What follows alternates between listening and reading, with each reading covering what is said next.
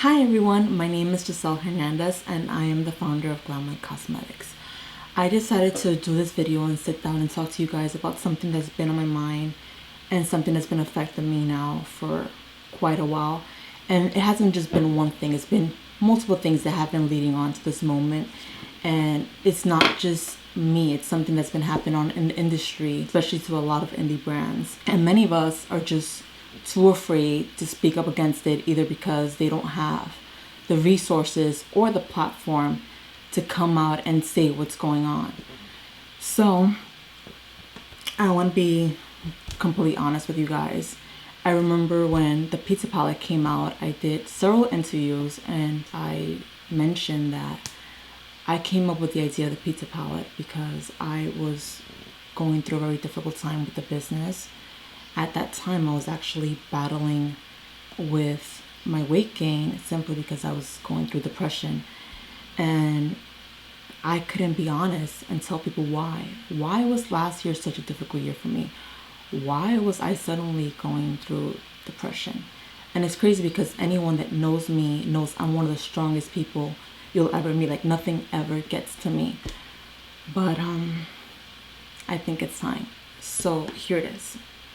A lot of the major brands are using something that I call financial bullying to either steal trademarks, steal patents, steal concepts and designs from indie brands that they know won't be able to afford litigations. Here's a quick disclaimer before I begin this video. Due to legal reasons, I'm not able to say the name of the actual brand that targeted me last year, but all court records are public. You can easily go and find it based on my last name because they were trying to keep things on the low and they wouldn't use the name of my company in the lawsuit. With that being said, let's start. So January 2018, I received a letter in the mail saying, "You're being sued." But see, this wasn't like a legal court document. This wasn't the official, "You're being served, this is a lawsuit." It simply said, "You're being sued." However, my client is generous enough that he's willing to forfeit the whole lawsuit and he just wants to negotiate with you. All he's asking is that you give him your registered trademark for a particular product that I had at that time and your social media account. When I read that, I'm like, there has to be some kind of mistake. Like, I have the certificate that says you own this trademark. It's one of those little cute, in a cute little frame in my office. So I'm thinking there must be some kind of mistake. So I contact this attorney and I let him know, hey, this is my trademark. I trademarked this a year ago. I own this trademark. I'm not giving you anything. So we began the court proceedings. After a few weeks of this going on, I came to find out that this attorney was actually disbarred and he was not allowed to practice law. And that's when I realized that this case was never meant to go to trial. This was going to be a bullying tactic. For months, we continued going back and forth. So this is where things actually get quite interesting. The plaintiff requested that we had a conference, a settlement conference. And as soon as we were all there present, the plaintiff and his attorney began their statement like this. "Well, we're here because we want to make a generous offer to Mrs. Hernandez." Sort of just like that, with Mrs. Hernandez, because she comes from very humble beginnings. My client comes from a very wealthy family.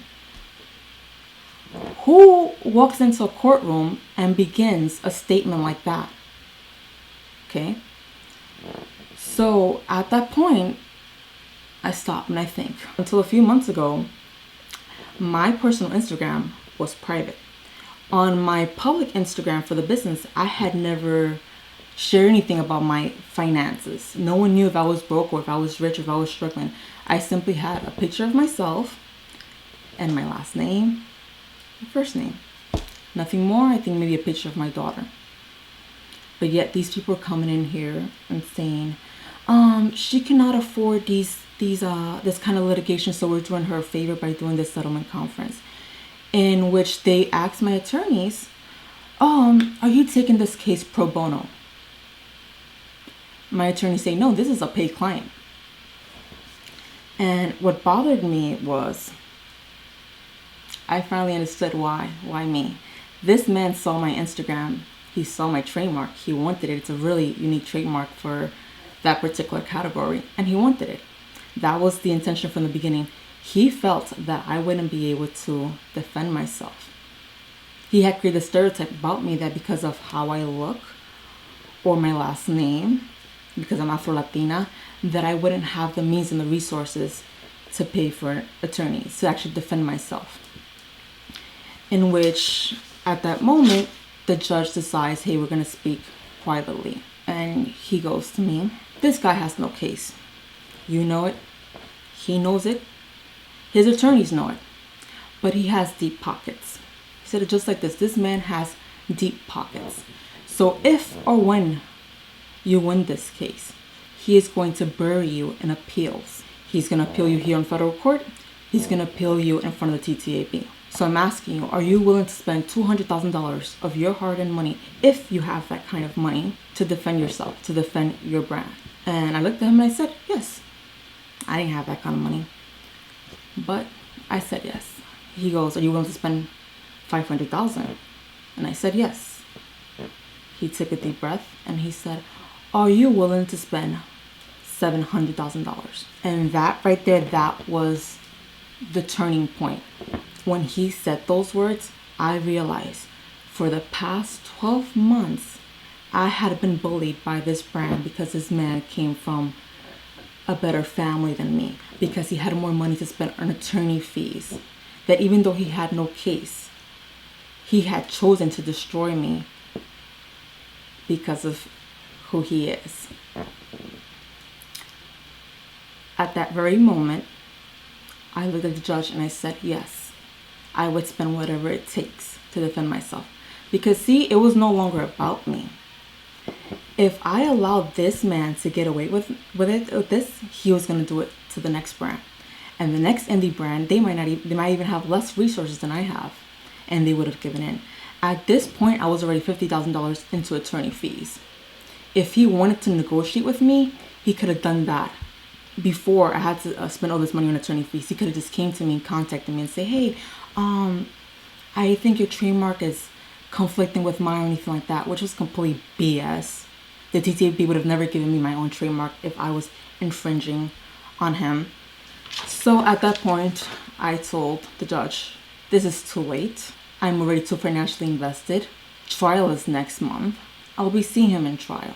So unless you have any other financial reasons as to why I should abandon my brand, this conversation ends here. Click, click, that was that. So the next day, I received an email from my attorney, and he goes, the plaintiff is dismissing the lawsuit. You know why? Because I stood my ground. There was no case to begin with. And you know what's so crazy about this? That I'm not the only brand that this is being done to. I have one friend, phenomenal woman in the beauty industry. She trademarked something, name of a product, very catchy, very unique. And this multi-billion-dollar brand liked the name. So catchy, so trendy. It would do really well with the product.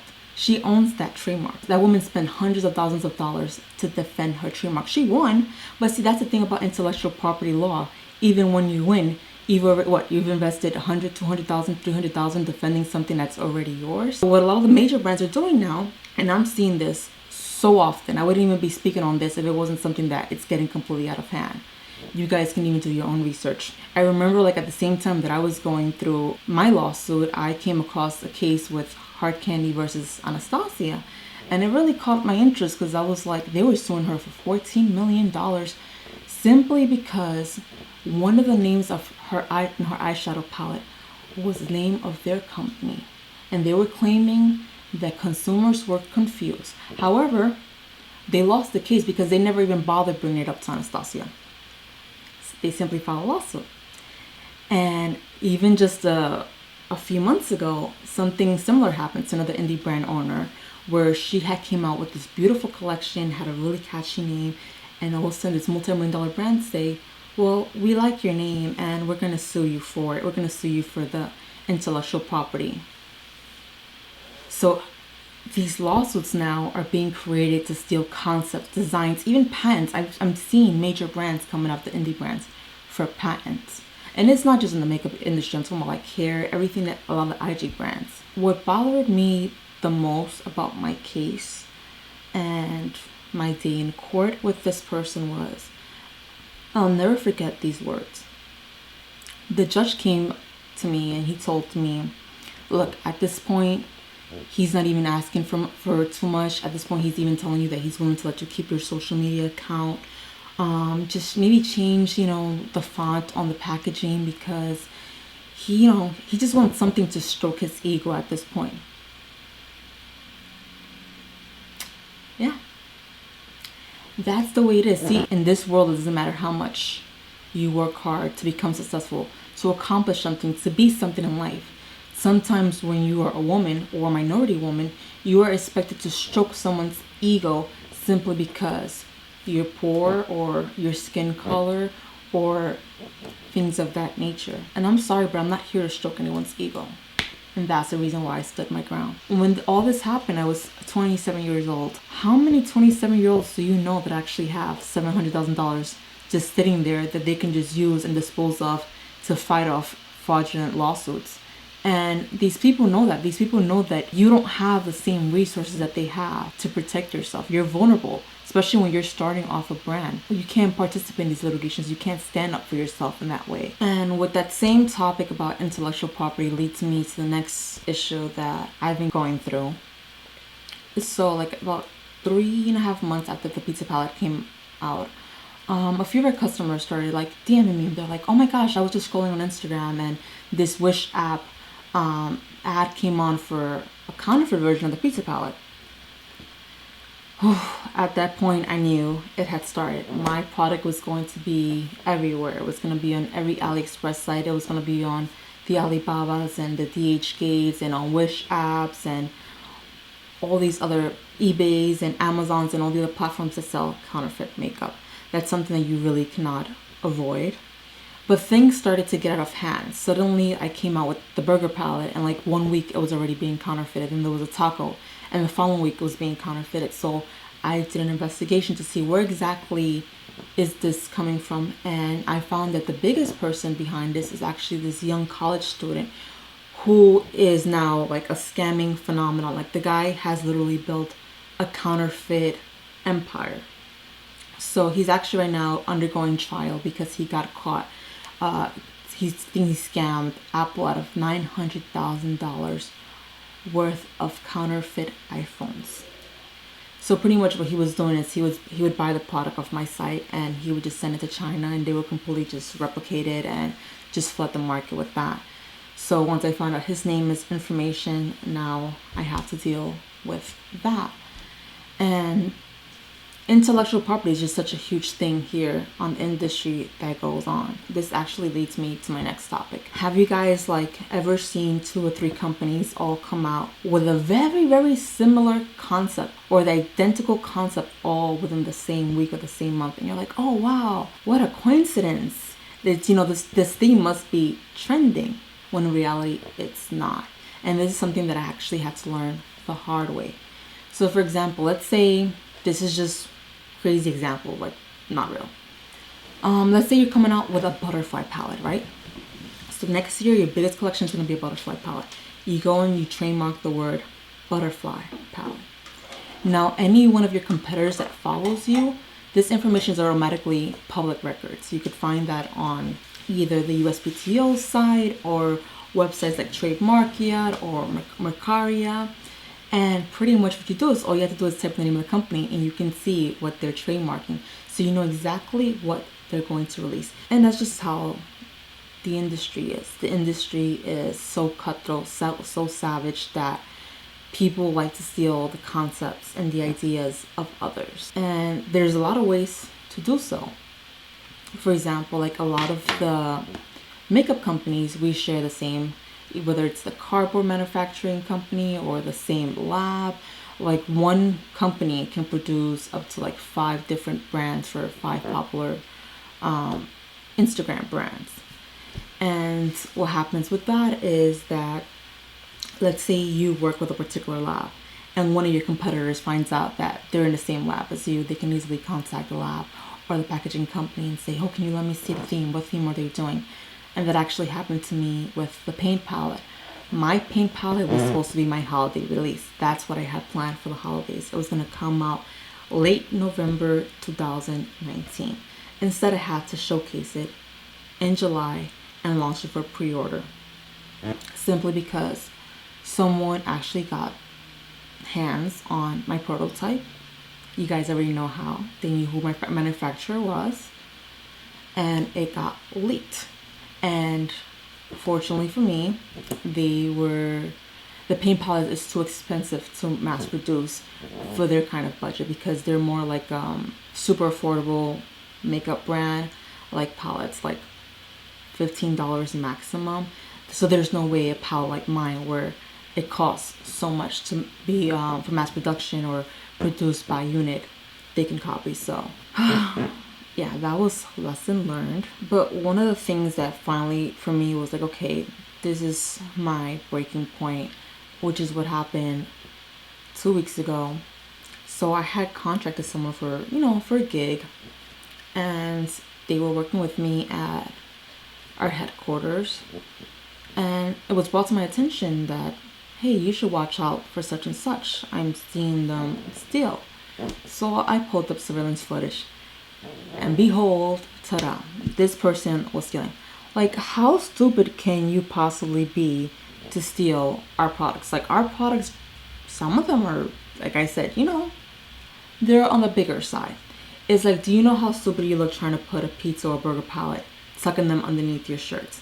And like I said, to me it was weird, because like, why would you steal from us, considering that I give makeup products to like all of our staff members and anyone that we work with or anything like that. Like, it was just weird.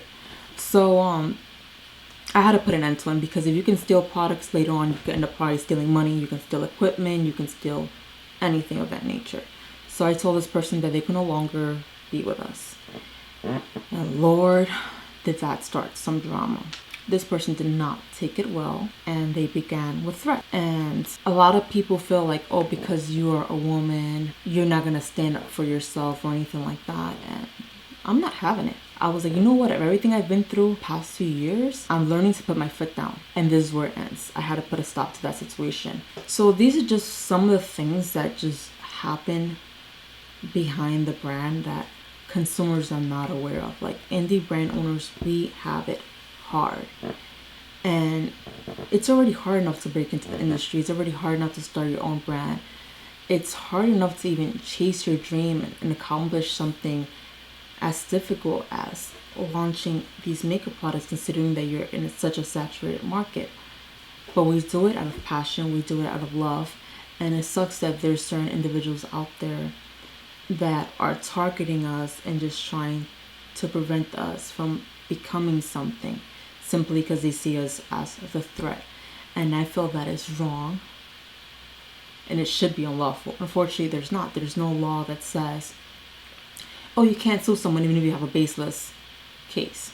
So the whole point of my video is that I want to indie brand owners is we don't have to be quiet. We don't have to remain quiet about this anymore. Yeah, for legal reasons, we're not able to say names, but we can talk on the topic. And guess what? The consumers themselves can go and do their research, and they can find out within minutes exactly who you're talking about. Because some of these brands are claiming to be, well, we're inclusive. We post pictures of black models on our site, and we have black influencers or Hispanic influencers. And then with that same breath, they turn around and they're suing these minority or these female-owned brands.